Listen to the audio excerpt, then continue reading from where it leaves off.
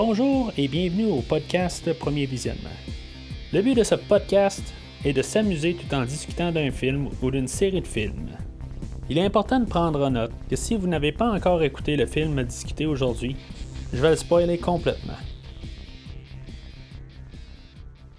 Bienvenue encore une fois dans l'âge éborien. Aujourd'hui, nous parlons de Conan le Destructeur, sorti en 1984 et réalisé par Richard Fleischer, avec Arnold Schwarzenegger, Wilt Chamberlain, Olivia Dabo, Grace Jones, Mako, Tracy Walter et Sarah Douglas. Je suis Mathieu, et au Québec, vous savez qu'on est pas mal de parenté ici, là. Comme moi, je suis le père du frère de la sœur de votre cousin. C'est toute une boucle là, où qu'on se connaît tous, puis on est tous parentés ici, là. Qu'aujourd'hui, on se ramasse 2 ans plus tard, après le premier film de Conan le Barbare. On continue notre rétrospective là, sur l'univers de Conan, ou plus les œuvres adaptées là, de Robert E. Howard. On est rendu au 2e épisode. On fait Conan le Barbare, Conan le Destructeur cette semaine. La semaine prochaine, on va faire un genre de spin-off Kalidor. Puis il va y avoir aussi le film de Cole qui est situé dans l'univers là, de Conan. Là, par la suite aussi, il y a le film de Solomon Kane qui est sorti en 2009. Puis on va terminer là, toute la rétrospective avec Conan le Barbare, sorti en 2011. C'est une rétrospective qui, tu sais, il n'y a pas de nouveaux films à l'horizon. On fait juste comme faire les films carrément, juste comme pour parler de cet univers-là. C'est sûr qu'éventuellement, là, dans quelques années, ils vont sûrement faire un film qui va se brocher à cette rétrospective-là, mais aujourd'hui, là, on fait juste faire la rétrospective là, sans savoir qu'il y a quelque chose à l'horizon. Juste avant de commencer, juste savoir ce que vous pouvez prendre le podcast ou suivre sur Facebook, sur Twitter. C'est sûr que sur Facebook, je suis toujours en train là, de poster les nouvelles épisodes en faisant là, les Star Trek en parallèle. Il y a un film là, en début de semaine, puis Star Trek vers la fin de la semaine. Sur Star Trek, on est en train de se diriger là, vers la 3e saison de Star Trek Discovery, qui va éventuellement sortir supposément à la fin de l'année, mais en tout cas, on verra ce que ça va apporter dans cet univers-là. En tout cas, vous pouvez ramasser le podcast aussi sur Podbean ou pas mal tous les logiciels ou applications là, qui ont des podcasts. Fait que, normalement, Premier Visionnement est supposé là, d'être partout. Vous pouvez aussi aller sur le site internet là, de Premier Visionnement, là, appropriément bien nommé, premiervisionnement.com. Tous les podcasts sont là. Vous pouvez tout fouiller là, dans le catalogue que j'ai fait. On est rendu au-dessus de 100 épisodes. Fait que tous les épisodes sont là. Sont tous classés là, par série. Fait que c'est quand même assez facile là, à naviguer. Puis en même temps, vous pouvez voir des choses qui sont pas nécessairement publiées là, sur Facebook ou ailleurs. J'ai des petites critiques écrites. Là, si des fois vous savez pas quoi écouter, vous voulez avoir juste une petite idée de base, il y a une petite section pour ça. C'est tous des films que j'ai visionnés puis que je mets une petite critique là, de quelques mots là, pour vous donner un peu une idée. Là. Mais tu sais, c'est tout spoiler free. Il n'y a pas de gros spoilers majeurs dans ma critique. Là. C'est juste un peu pas mal qu'est-ce que j'en pense du film. Puis si je l'endosse ou pas. Fait que vous pouvez tout trouver ça sur le site internet. Alors, pour le film d'aujourd'hui, on avait le réalisateur là, du dernier film, là, John Milius, qui n'était pas disponible là, pour faire la suite. Fait que on n'a pas niaisé avec ça. On voulait tout de suite profiter là, du succès là, de Conan le Barbare. Puis on s'est engagé tout de suite à faire le 2e film. Il y a eu le film A Tale extraterrestre qui était sorti en 1982, la même année que Conan le Barbare qui est sorti. Ça l'avait influencé là, le producteur là, Dino De Laurentiis à vouloir faire un film avec un peu un air plus enfantin. Puis en se disant que s'il y a plus d'enfants qui peuvent rentrer, plus de bon âge, puis qu'il est moins visé à un public adulte là, comme le premier film, plus qu'il y a l'âge là, que le film est coté, plus il est bas, ben, il y a plus de monde qui peut venir voir le film, donc il y a plus d'argent qui rentre. Pas mal tout le monde était un peu contre l'idée, mais c'est sûr que celui-là qui a le dernier mot, ben c'est celui-là qui a l'argent. Fait que lui, ben De Laurentiis a dit on fait un film plus visé aux enfants, on va baisser le niveau de violence, puis on va faire ça un petit peu plus comique. Schwarzenegger n'était pas vraiment pour ça. Mais sous contrat, ben il n'y avait pas le choix de faire le film quand même. Fait que c'est pas lui là qui avait le dernier mot là, de l'histoire. Puis même le réalisateur aussi était d'accord avec Arnold, mais en tout cas, finalement, ben, ils ont fait le film là, qui nous est présenté aujourd'hui. Ça l'a amené pas mal à ce que Conan, dans le fond, là, sous contrat, il devait faire Calidor là, que je vais couvrir la prochaine fois. Mais après ça, là, il ne voulait plus rien savoir là, de Dino De Laurentiis. Ça l'a pas mal écœuré un peu là, le fait là, que on a comme changé un peu l'idée là, du film, puis que ça l'a un peu comme dégoûté, puis ça l'a écœuré un peu. C'est pas que le film n'a pas eu un succès. Le film a fait plus d'argent, effectivement, là, que Conan le Barbare. Mais c'est pas mal la raison pourquoi on n'a pas eu un Conan 3, là, en guillemets, là, ou Conan le Conquérant qui devait sortir là, quelque chose comme en 1987-89.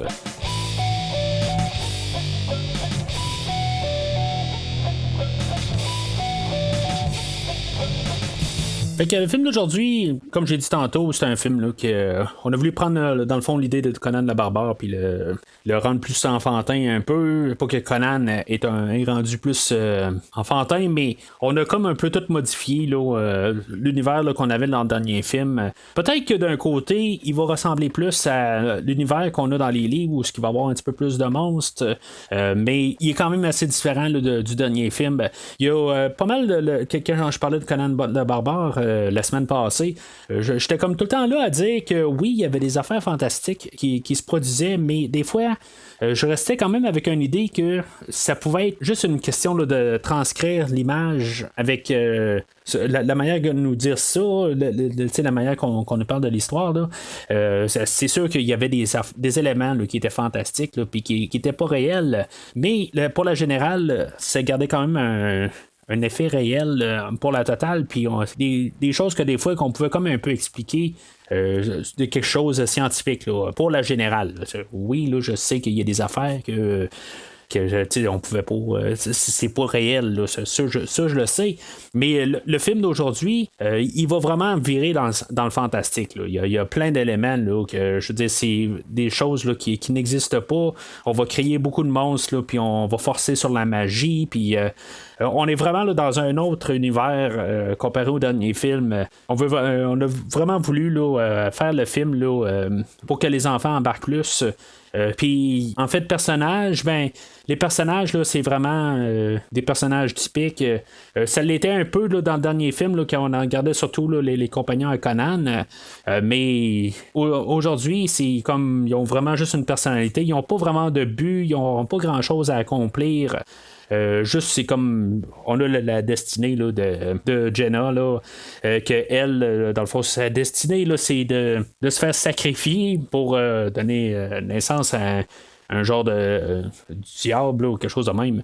Mais en tout cas, si on appelle ça une thématique là, en tout cas c'est pas mal la seule affaire qu'on a en fait là, d'idée de thématique là, mais qu'on a toute une destinée puis des affaires de même là, c'est ça un peu l'idée là, mais on n'a pas forcé fort là, pour essayer d'avoir une idée en arrière là, du film là. On a vraiment forcé là, pour transformer là, tout cet univers là en film qui est comme le 2, puis après ça on peut écouter un Conan 3 qui pourrait avoir, puis que même le film d'aujourd'hui n'a comme pas de conséquences, peu importe, c'est une histoire comme un autre.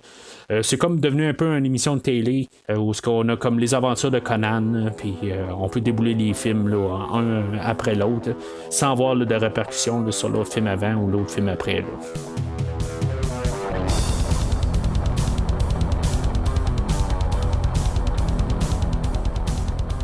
On a changé bien des affaires en fait là, de ton pour le film. comme je viens de parler. Mais, qu'est-ce qu'on a gardé? On a gardé le compositeur Basil Poldoris, qui est de retour avec ses thèmes qu'il avait utilisés pas mal dans le premier film. Le film commence avec ça, dans le fond, avec le nouveau thème, c'est comme pas mal inspiré du premier film, là, mais c'est comme un nouveau thème. Là. Il est un petit peu plus héroïque. Ça résume pas mal le film, dans le fond. On a un thème qui est plus héroïque. Conan est beaucoup plus héroïque. Il y a moins de moralité ambiguë là, qu'il y avait plus dans le premier film. Pour la trame sonore, là, avec le générique là, d'ouverture, je dirais que la musique, on dirait c'est la musique de Conan, mais de bas de gamme un peu. Oui, je veux dire, je l'aime bien. Comme la dernière trame sonore, il y a comme un remake là, de la trame sonore de Conan le Destructeur. Elle a été refaite là, par un autre interprète, là, Nick Rain. Puis je la recommande là, pour les fans là, de la trame sonore aujourd'hui. Je veux dire, c'est quelque chose là, qui est bien à écouter. Ça a comme été refait là, avec 4 fois le nombre là, de musiciens. Ça sonne comme tout. Mais la trame de base, quand on parle vraiment de celle-là qui a été écrite pour le film, est solide. Je veux pas dire qu'elle est pas bonne, mais je veux dire, la trame là, qu'on a eue là, la semaine passée sur Conan le Barbare, je veux dire, c'est à des années-lumière de la trame qu'on a aujourd'hui. Il y a beaucoup de thèmes qui sont refaits, mais il manque quelque chose dans la trame d'aujourd'hui là, que Basil n'a pas réussi à aller rechercher. Dans la trame d'aujourd'hui, comparé à celle de la semaine passée. Mais en même temps, comme je disais, les personnages, je veux dire, ils sont juste là. Puis on a tellement de personnages là, dans tout le film que commencer à essayer là, de développer chaque personnage, je pense que ça aurait été encore trop dans le film. Mais dans le film précédent, ben, on était capable d'aller chercher les émotions dans Conan, puis dans tout ce qui se produisait, mettons, là, peu importe la scène ou l'émotion qu'on venait nous passer, là, peu importe c'était quoi, ben, Basil avait écrit une belle mélodie pour écrire chaque scène puis qu'on ressente quelque chose. Dans la scène ou dans le film d'aujourd'hui, ben, c'est pas mal tout du générique. C'est de la musique héroïque quand il faut que Conan soit là, puis quand les méchants sont là, ben, on a la musique méchante, mais il manque quelque chose. Puis c'est une trame que j'aime quand même, là, mais c'est déjà là inférieur au film de la semaine passée. Fait que, un peu comme dans le fond le dernier film, là, pendant le générique, on a quelque chose qui rappelle un peu le dernier film là, avec toute l'armée là, de Taramis qui se promène à cheval. Là. Tout, ça fait un peu rappeler là, les deux scènes qu'on avait eues là, dans le dernier film. Même la musique est quand même similaire dans le fond, là, malgré là, la tune thème, là, mais ça rappelle quand même un peu là, le début de l'autre film avant. Puis ça va se terminer dans le fond là, où on va voir où ce que Conan est rendu. Une affaire que j'ai remarqué cette fois-là, il y a Arnold, il a de l'air vraiment plus en forme là, que le dernier film. Il a de l'air d'avoir pris là, encore plus de muscles. Là. Il est vraiment musclé là, dans cette version-là. Mais il y a un bout où je disais là, la semaine passée, je parlais là, que Arnold il était tout bien rasé, puis il était tout le temps propre pour ce qui est la logique là, des choses là, qui se passaient, là, que c'était comme à peu près impossible, qui était tout bien rasé là, à chaque endroit. Puis il y a un bout même, il y a plus de cicatrices, puis tout ça. Je trouve qu'on a rajouté comme un luisant quasiment sur Arnold, là, qu'il a de l'air vraiment comme pur puis comme parfait là, en tout cas, je trouve que ça joue vraiment avec le film de la semaine passée là. Puis il y avait une affaire aussi, on voit Conan au début en train de comme prier là, je crois que c'est pour Valeria dans le fond, il est comme juste en train de prendre une prière, puis comme ça en rappeler d'elle. Je sais pas si c'est comme un peu l'hôtel où elle a été brûlée là, dans le dernier film, ou c'est juste un endroit là, qui fait juste prier de même. Je sais que visuellement c'est pas le même endroit, mais c'est supposé représenter le même endroit. On en fait allusion 2-3 minutes après, là, mais c'est supposé être la même place. Il y a Conan que dans le premier film, il avait arraché son collier. Puis il y avait comme une petite roue sur le collier, puis il l'avait arraché, puis il avait mis le médaillon ou le bijou qu'il avait volé avec Valeria pendant le film, puis il l'avait remplacé pour ça comme en mémoire de Valeria pour dire qu'il va la garder avec elle. J'ai remarqué cette fois-là que j'ai écouté le film qu'il a gardé la petite roue à son cou. Je sais pas exactement c'était quoi l'idée, dans le fond. Là, ça aurait été bon qu'il garde justement le bijou qu'il a volé, là, juste par logique. Là. Mais d'après moi aussi, ça y va plus avec l'idée que on veut essayer de faire un film qui n'est pas nécessairement connecté au film avant. C'est comme une histoire isolée de Conan aujourd'hui, puis on veut pas avoir trop de références au dernier film, même si la base de l'histoire de Conan dans le film d'aujourd'hui est reliée là, directement avec la mort de Valeria dans le premier film. Mais mis à part ça, je crois qu'il voulait pas avoir trop de, comme en guillemets, des Easter eggs au pire. On voulait essayer de tout éliminer ça pour vraiment avoir une histoire qui c'est juste qui se ferme, puis que même si on saute par-dessus, ça change absolument rien à personne. Autre chose qu'on va remarquer, c'est que Subotai est plus avec lui. On l'a remplacé là, par Malak. C'est un autre personnage que dans le fond là, c'est un rigolo, puis il a comme pas rapport vraiment là, avec Conan. Il est vraiment là pour servir à faire rire les enfants. Là. C'était vraiment à ça qu'il sert. Parce qu'en bout de ligne, là, en fait, le combat, il est pas là. Puis, je veux dire, il fait absolument rien là, dans le film. Là. Comme pas mal tous les personnages là, qu'on va rencontrer là, au travers du film, là, ils servent à peu près à rien, là, juste à rajouter des personnages qui vont accompagner Arnold. Mais une chose que je vais remarquer, ça prend quelques secondes, une fois que l'armée à Taramis elle encercle Conan. Arnold, lui, il me semble que la bouche est pas mal plus facile. Il est pas mal plus jasant là, tout de suite en partant là, dans ce film-là comparé au dernier film. En dedans de, je pense, à peu près 10 minutes du film, il a parlé plus qu'il a parlé là, dans tout le film avant. Je sais pas si c'est Arnold qui était plus confiant ou que les producteurs ont dit on connaît Arnold, puis là, on peut peut-être y en donner un petit peu plus à faire. Parce qu'il faut pas oublier qu'on est quand même en 1984. Quand le film a été fait, on a la même année, il y a Terminator qui est sorti, mais Terminator a été repoussé à cause de ce film-là.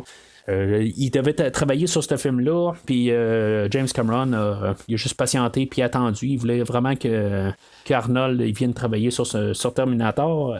Fait que, en tout cas, pour James Cameron, ça a été une bonne affaire parce qu'il a réussi à retravailler un peu son scénario, puis ça a donné le film de Terminator que j'ai déjà parlé. Là. Je suis en train de me faire de la publicité en ce moment. Là. En tout cas, fait que Arnold, en gros, depuis le dernier film, il avait juste fait Conan le barbare, puis c'est pas mal ça. Il s'est en allé tout de suite sur le set de Conan le destructeur. Fait qu'en bout de ligne, je sais pas pourquoi on a peut-être plus eu confiance en Arnold. Là, peut-être, je sais pas, mais en tout cas, je veux dire, ce que je vais arriver pour dire en bout de ligne sur Arnold dans le film, c'est que dans le premier film, j'étais comme pas pour quasiment qu'il parle, j'étais d'accord avec les producteurs, mais pour le peu de dialogue qu'il y a là, dans le film d'aujourd'hui, tout est correct. Je vois qu'il y a quand même quelque chose de plus, puis peut-être qu'il est plus confiant en fait dialogue. Il y a peut-être eu un coach entre les deux films aussi, là. C'est des choses qui arrivent. Mais ça, c'est pas pour dire là, que je détestais qu'est-ce qui s'était passé là, la semaine passée, là, quand j'ai parlé de Conan le Barbare. Mais en tout cas, vous avez sûrement écouté là, Conan le Barbare avant d'écouter l'épisode aujourd'hui, là, fait que je vais pas me répéter. Fait que Taramis, elle envoie son armée là, attaquer Conan. Film qui commence dans le fond là, tout de suite avec une scène d'action. C'est correct qu'on ne pourrait pas. Puis en bout de ligne, elle est prête à tuer une coupe de garde dans son armée pour voir si Conan fait l'affaire. Finalement, c'est ça. Elle va avoir une entente avec Conan.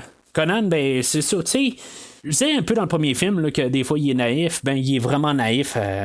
Au début du film, là, il fait croire là, n'importe quoi. Dans le fond, là, elle dit tu priais à quoi quand je t'ai vu? Puis là, ok, tu priais à une femme qui est morte. Il n'y a pas de problème, je vais pouvoir te la ressusciter là, n'importe quand. Là. Mais juste tu fasses une job pour moi. Puis Conan, wow, ok, yes, je vois. OK, c'est sûr qu'on peut arriver aussi à dire, comme j'ai dit, il est naïf, mais ça reste quand même un monde magique. Tu sais, si c'est pas Taramis qui est capable de le faire, il y aura probablement quelqu'un dans le monde qui est capable de le faire.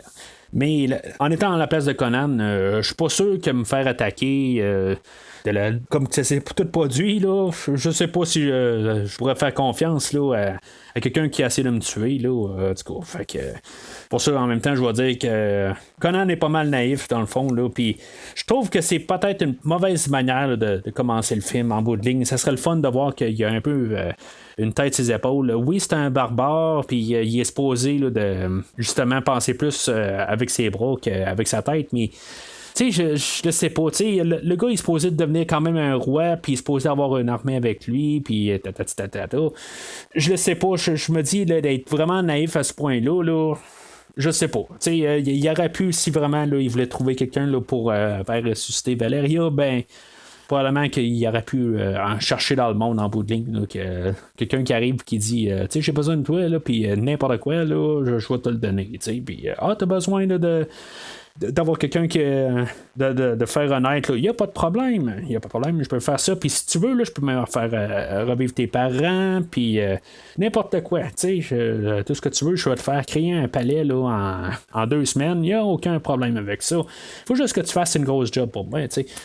Non, ça marche pas. Là. Mais en tout cas. Fait que ils vont se ramasser au château là, de Taramis. Puis là, ben, c'est ça. On va voir comme l'introduction là, de Jenna.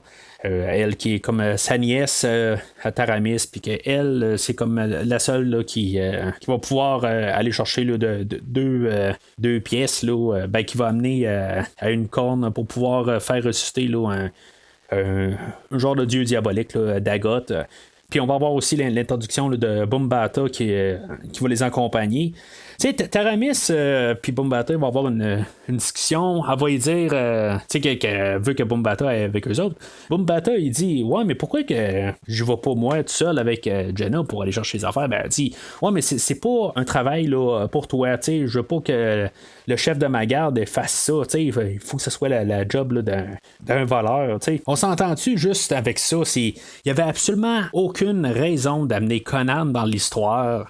Quelque part, il y avait juste à amener justement sa garde ou quelque chose de même avec Jenna. Puis, tu sais, ça a comme pas rapport. Parce qu'en bout de ligne, quand on va regarder tout le film au complet, que ce soit Conan ou que ce soit Bumbata qui aurait fait les épreuves, ça n'aurait absolument rien changé.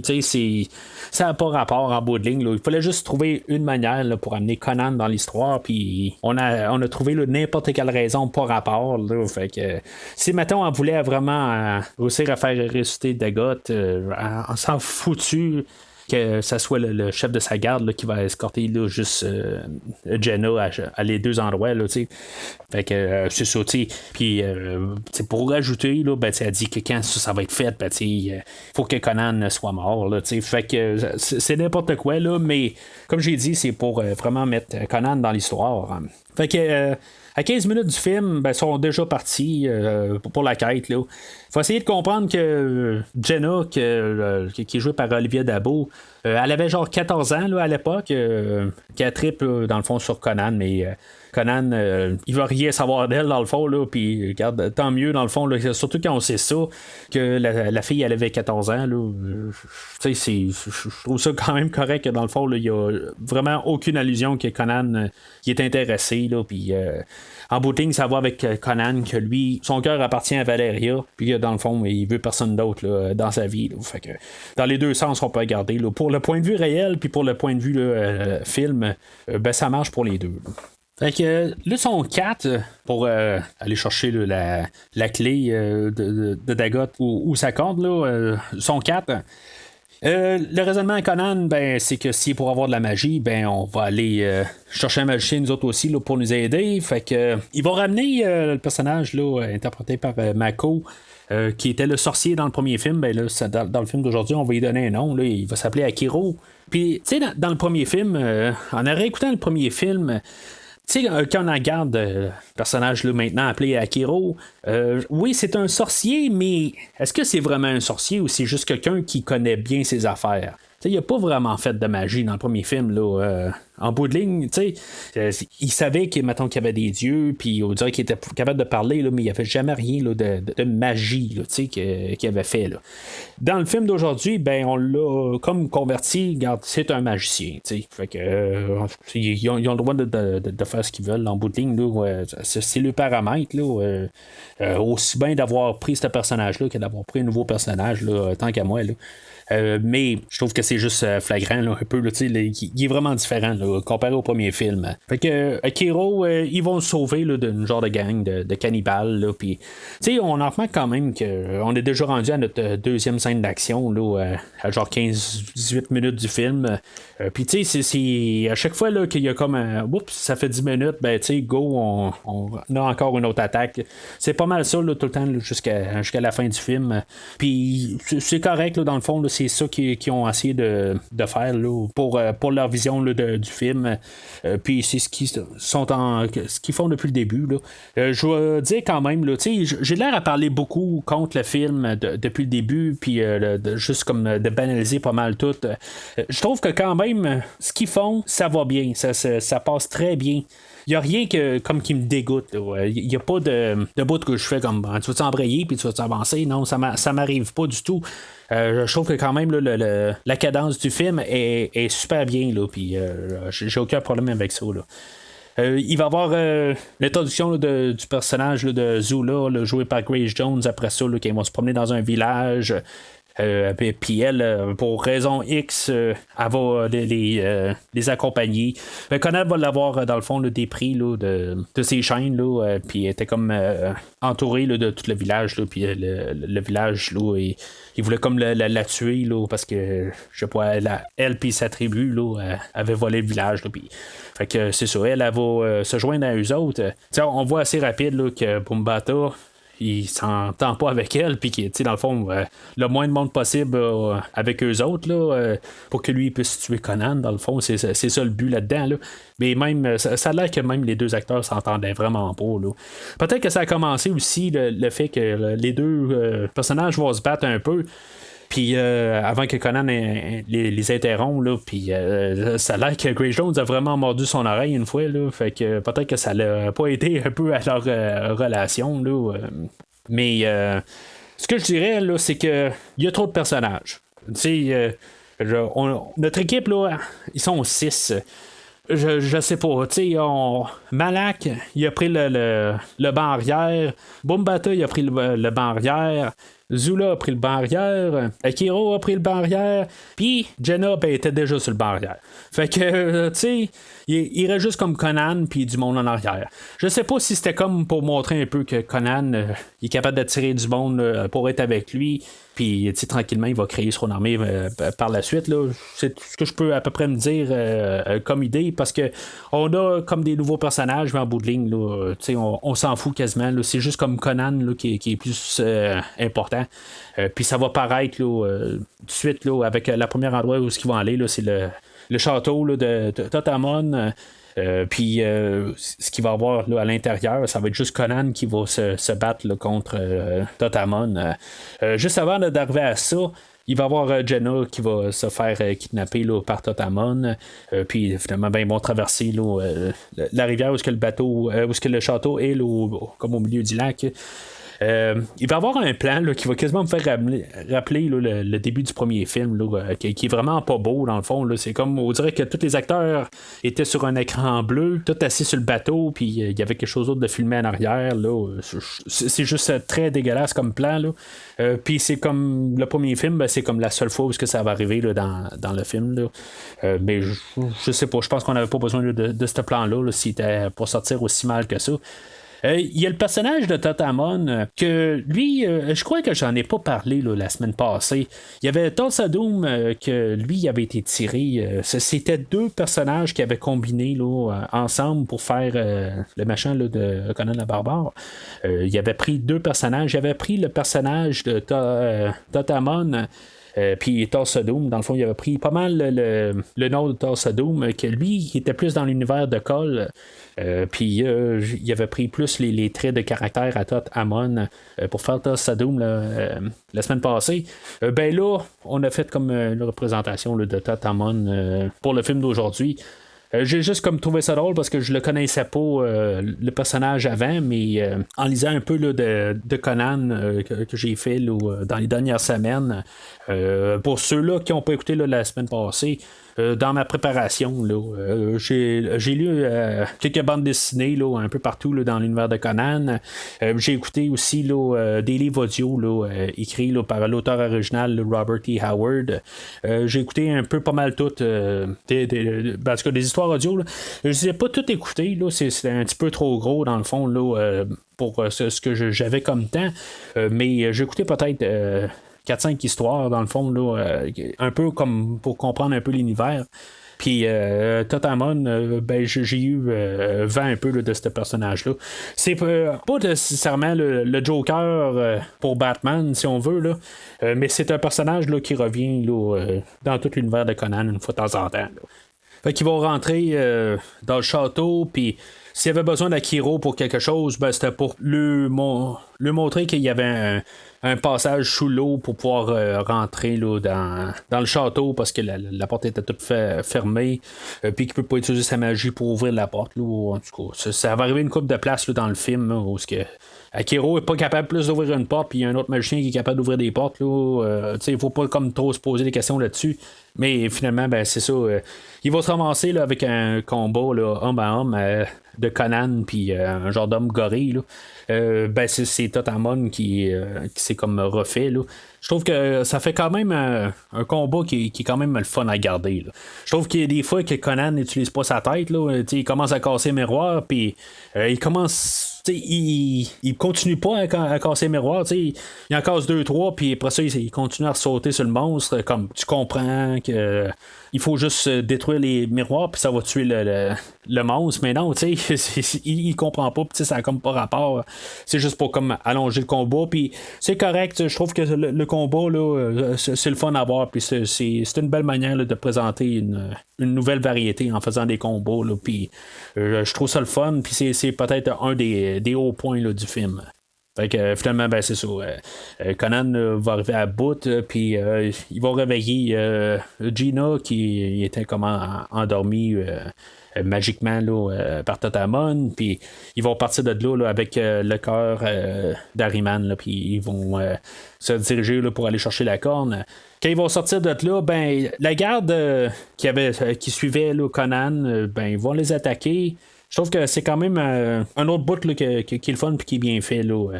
Ça rappelle un peu là, ce qu'on avait vu au début, là, mais il y a Conan qui va se battre avec un en particulier. Dans le fond, c'est le même acteur là, qui faisait là, Thorgren là, dans le premier film, là, le personnage avec la grosse masse. Ben, c'est comme on a quasiment le round 2, mais il fait pas le même personnage, là, mais c'est le même acteur là, qui suit tout le casque. Là, si on le regarde bien, là, on voit que c'est le même acteur.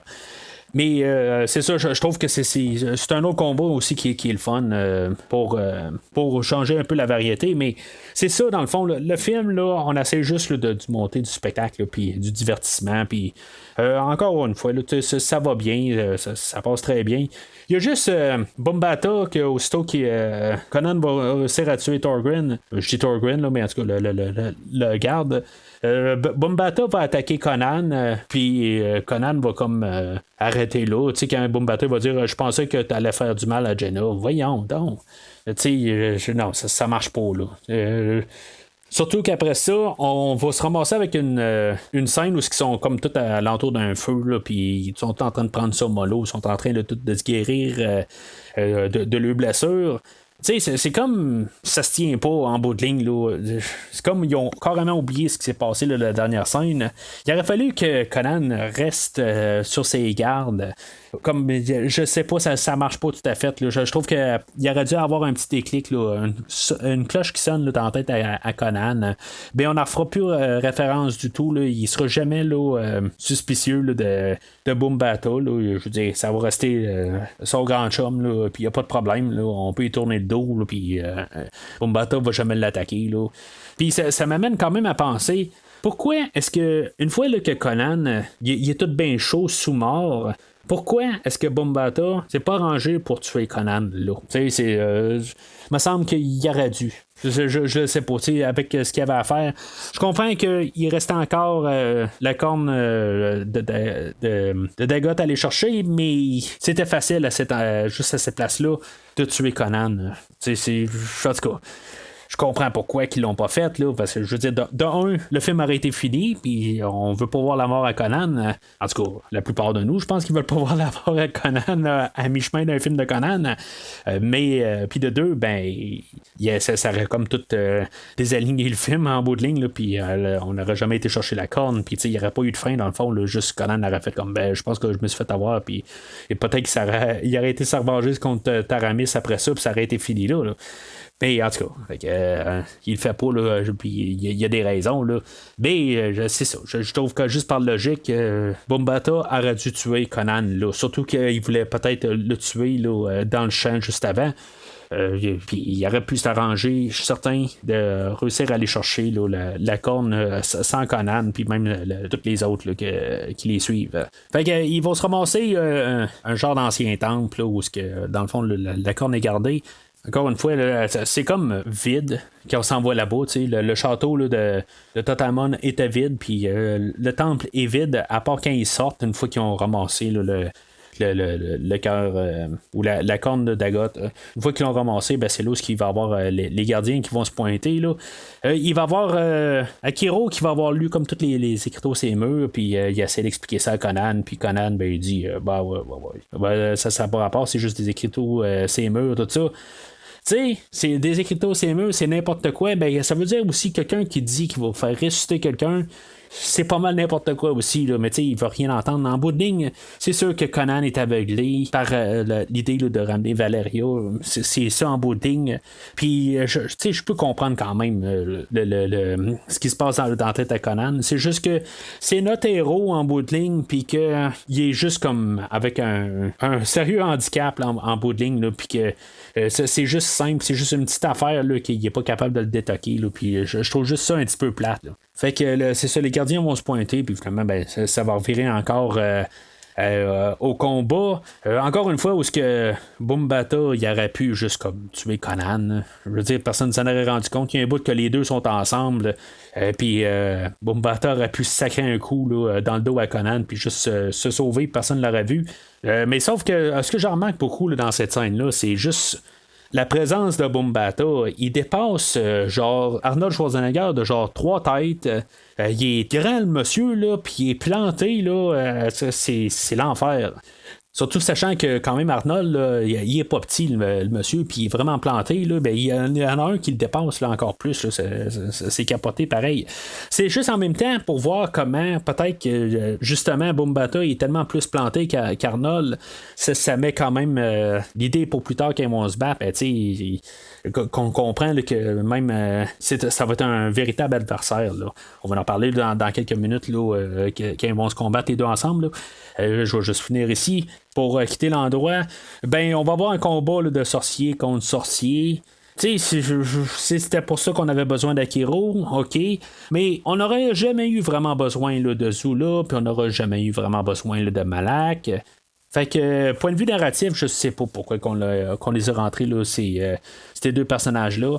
C'est sûr que Zula, quand à ce combat là, contre les gardes, tout ça, elle fait quelques petites passes. C'est juste pour vraiment alléger. C'est drôle, dans le fond. Là, puis c'est correct. C'est la même affaire pour Malak. Il se combat pas bien, mais il va lancer tout le temps un peu des commentaires un peu partout. C'est juste pour alléger. Mais ça n'en fait trop. C'est un petit peu trop.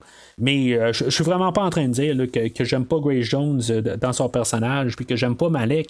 Je les aime quand même comme personnage, mais je trouve juste qu'ils ont comme pas rapport. Il faut comme juste voir un peu la nuance de ce que j'essaie de dire. Là. Parce qu'en bout de ligne, là, ils ont rien à faire. Si mettons on aurait tout amené tous nos personnages, puis il y aurait eu quelque chose à faire chacun, qu'il y ait vraiment une place qui soit vraiment important, que finalement c'était une bonne affaire là, qui ait amené Zula. Zula a dit que est là pour donner sa vie pour Conan. Pourquoi qu'au pire elle n'est pas morte à quelque part en réussissant à défendre Conan à quelque part? Je veux dire, ça arrivera pas. Là, je sais que là, on n'a pas encore parlé jusqu'à la fin du film. Là, elle va même essayer là, de se battre contre Dagoth avec lui. Là, mais je sais pas, il aurait fallu avoir comme quelque chose pour chacun à faire dans toute cette histoire-là, là, puis dans toute la quête, là. Il y a juste Akira qui a été utile à quelques places, mais ultimement, c'est juste Conan qui ont besoin là, pour le film. Je comprends pareil que le film s'appelle Conan, fait que c'est normal, mais tant qu'à amener des personnages, ben il faut lui donner quelque chose à faire. Mais c'est sûr qu'en faisant l'avocat du diable, ben Subotai, dans le dernier film, ben il servait pas à grand chose non plus. Il était là pour alléger le film. Puis aider Conan à certaines places là, pour pas juste montrer là, qu'il y avait juste Conan qui était là. Mais Subotai il était vraiment là, en arrière-plan. On n'a jamais comme essayé là, de nous faire croire qu'il était comme important en bout de ligne. Il en a rajouté quand même beaucoup au film, mais faut pas oublier aussi que c'était juste pas mal les deux seuls personnages avec un bout tout ce que Valeria les joint. Mais c'était juste eux autres. Là, on nous a foutu 6 personnages, puis ultimement, ben, il y en a juste un qui est important. Puis des fois un deuxième là, qui sert à des choses juste pour rajouter là, comme par fantasy ou du fantastique là, pour l'univers là, avec Akiro. Mais ultimement, c'est juste Conan qu'on a besoin. Fait que les 5 autres, ils servent à rien. Là.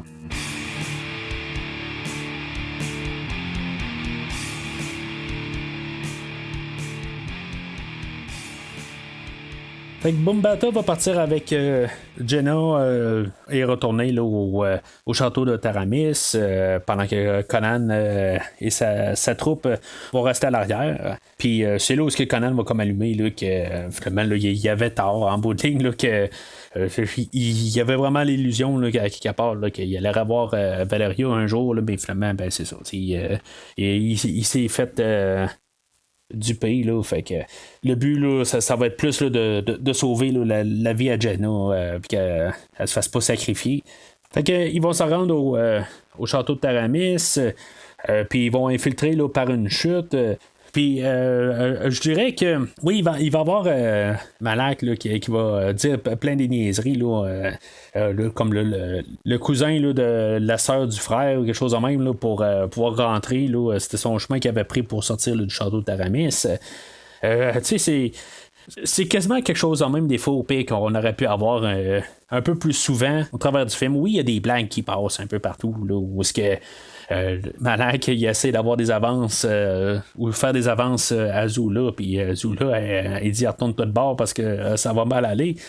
Il y a comme toutes des petites passes de même là, qui allègent le ton, mais la passe là, dans la chute, où ce qu'il essaie de dire, là, le cousin du frère, la sœur, ou je sais pas trop, là, je veux dire, elle me fait rire, je pense, à chaque fois, dans le fond, là, une fois que Zula elle stan un peu de tout ça, ben, elle pète les plombs, puis pendant que Conan est en train d'ouvrir les barreaux, en tout cas, ça me fait toujours quand même au moins sourire un peu, là, comme niaiserie, mais ça montre un peu à quel point que, je veux dire, on est vraiment pas dans le même film là, que la semaine passée.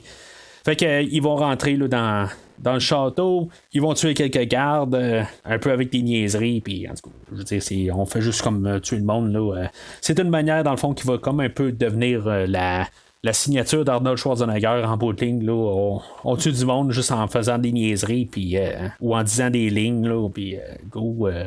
C'est juste du monde à tuer, là, ou des gardes, puis surtout, ça c'est juste pour montrer qu'il y a du monde pour de vrai. Là. Pas comme le château là, de Tatamon ou le temple là, qu'on a vu un peu par la suite, qu'il était carrément vide. Ben, le château de Taramis, il y a du monde.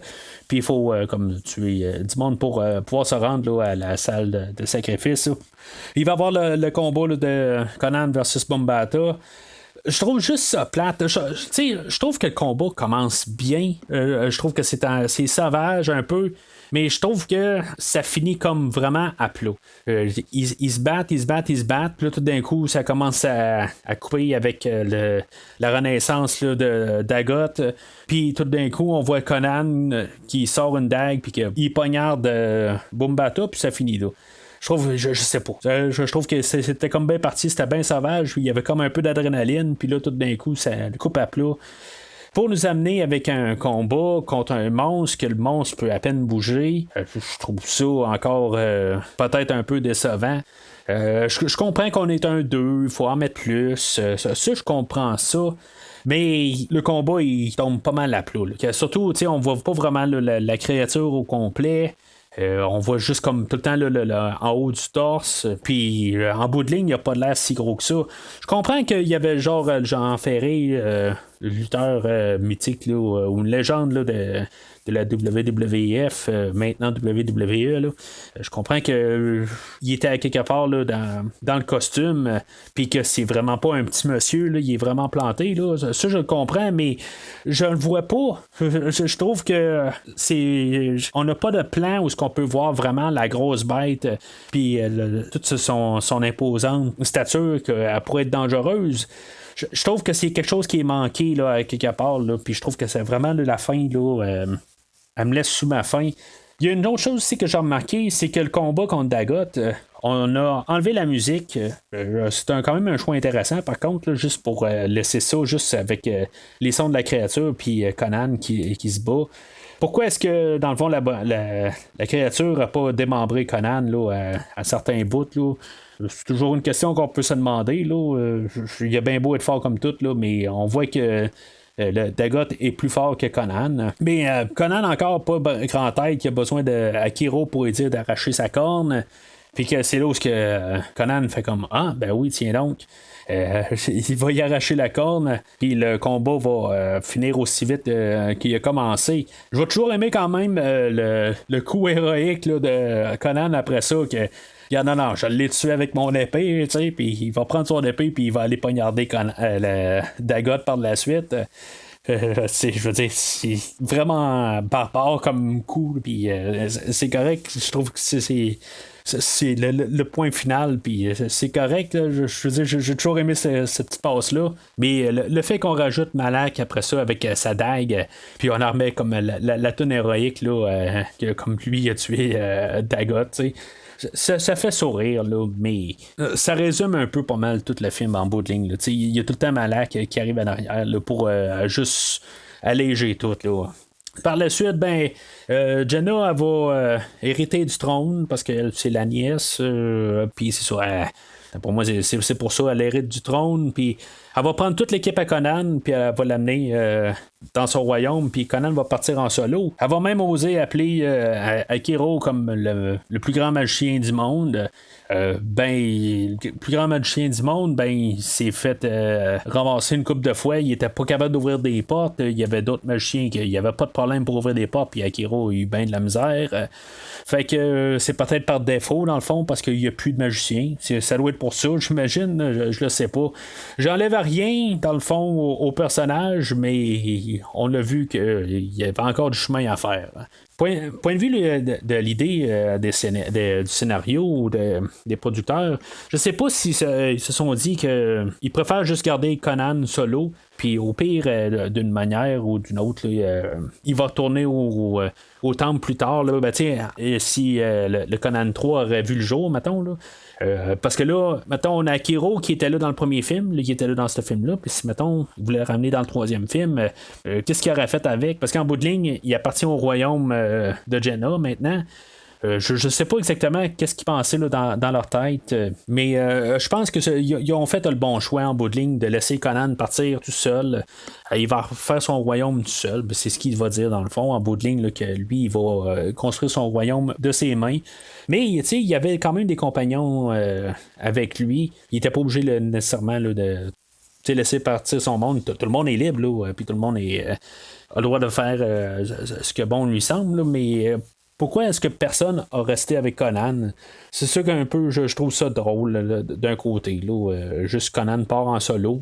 Mais en même temps, c'est comme la destinée de pas mal tous les héros, là, qu'à la fin d'une histoire, il part en solo dans le soleil couchant. Là, c'est un peu comme l'idée. Mais ce film-là, il va pas finir avec Conan dans le soleil couchant. On va avoir pas mal une récréation là, de la fin du premier film où on va voir Conan assis sur son trône une fois qu'il est devenu roi. avec un monologue de Akiro qui parle par-dessus, qui va dire que éventuellement Conan va devenir roi. Je trouve juste ça plate qu'en bout de ligne, on a la clôture de chaque film de Conan avec ça, en nous disant qu'on va avoir une histoire qui va nous amener à ça, mais que finalement, Conan a terminé au deuxième film. Je trouve tout le temps ça comme poche, en bout de ligne, que ça finit de même. En bout de ligne, je me dis, on aurait dû comme quasiment les enlever, ces choses-là, parce que ça nous promet des choses qu'on n'aura jamais. Je trouve ça vraiment dommage.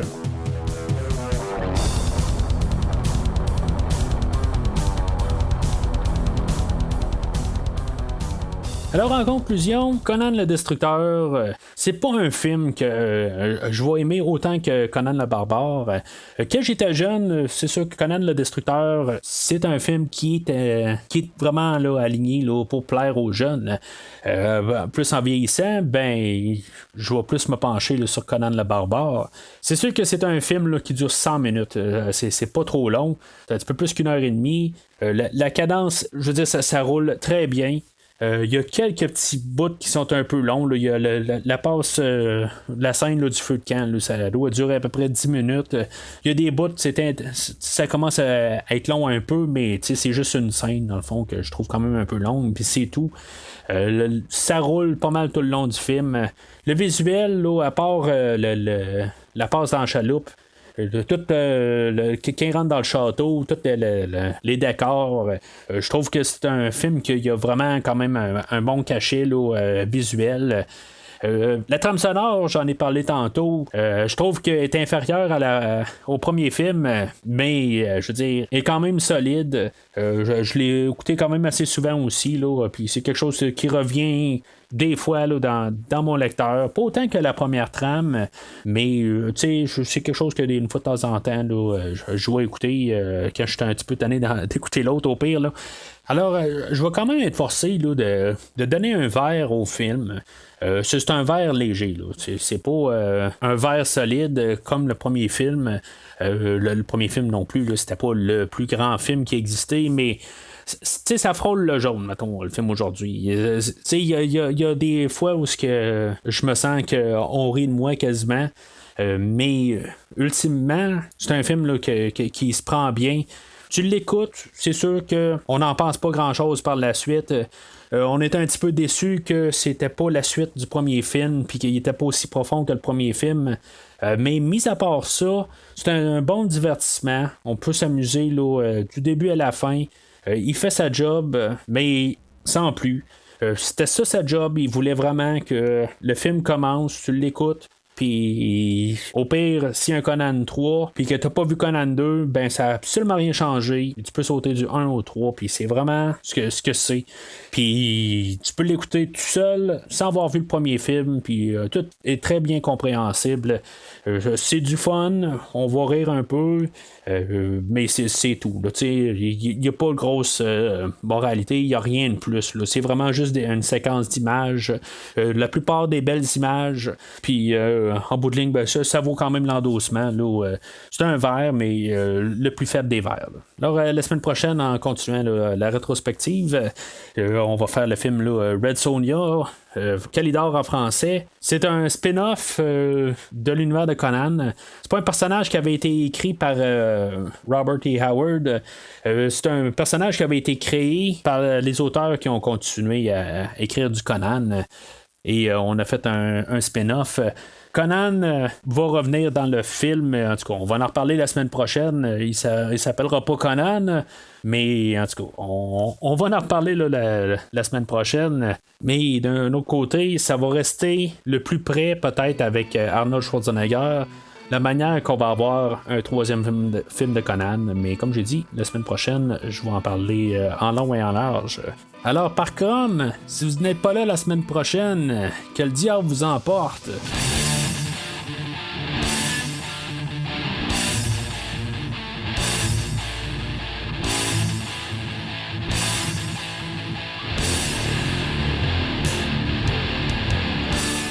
Merci d'avoir écouté cet épisode de Premier Visionnement. J'espère que vous vous êtes bien amusés. Revenez-nous prochainement pour un nouveau podcast sur un nouveau film. Les opinions qui se sont dites sont les miennes et ont pour but de mieux comprendre le film et ou trouver un sujet de discussion et non de servir comme version officielle ou définitive du film discuté ici. N'oubliez pas de suivre la page Facebook de Premier Visionnement pour être informé de nouveaux podcasts. Vous pouvez écouter Premier Visionnement sur plusieurs plateformes, dont Spotify, YouTube et Stitcher. Merci et au prochain épisode.